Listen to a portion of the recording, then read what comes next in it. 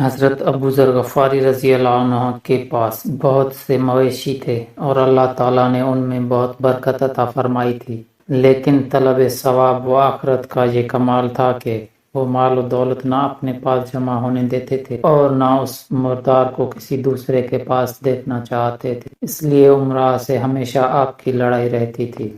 آپ کی ضرورت کے چند اونٹوں اور بھیڑوں کے چرانے کے لیے ایک بوڑھا سا چرواہا تھا۔ ایک روز قبیلہ بنو سلیم کے ایک شخص نے آ کر آپ سے عرض کیا کہ میں آپ کی خدمت میں رہنا چاہتا ہوں تاکہ فیض و صحبت سے مستفید ہو سکوں۔ میں اور تو کچھ آپ کی خدمت کر نہیں سکتا، البتہ آپ کے چرواہے کی کچھ مدد کر دیا کروں گا۔ آپ نے فرمایا کہ میرا دوست، رفیق اور ساتھی وہ ہے جو میری اطاعت کرے، اگر کر سکتے ہو تو شوق سے رہ سکتے ہو۔ انہوں نے عرض کیا کہ آپ کس کس کام میں اطاعت چاہتے ہیں؟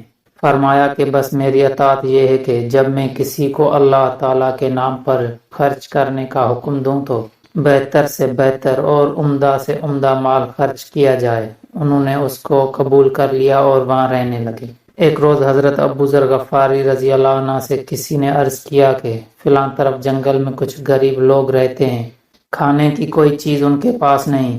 آپ نے اپنے اس رفیق سلیمی سے فرمایا کہ میرے اونٹوں میں سے ایک اونٹ لے آؤ۔ چنانچہ وہ جنگل گئے اور اپنے وعدے کے مطابق بہترین اونٹ منتخب کیا جو نہایت طاقتور، جوان، خوبصورت اور سواری میں نہایت فرما بردار تھا، لیکن پھر دل میں سوچا کہ یہ اونٹ تو خود حضرت کی سواری اور دیگر متعلقین کے لیے مفید اور کارآمد ہے، غریبوں کے کھلانے اور ذبح کرنے کے لیے ایسے اچھے اونٹ کی کیا ضرورت ہے؟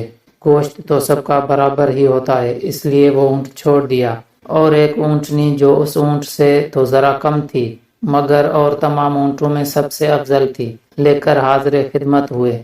آپ نے دیکھتے ہی فرمایا، سلیمی تم نے خیانت کی۔ یہ سمجھ گئے اور واپس آ کر وہی بہترین اونٹ لے گئے۔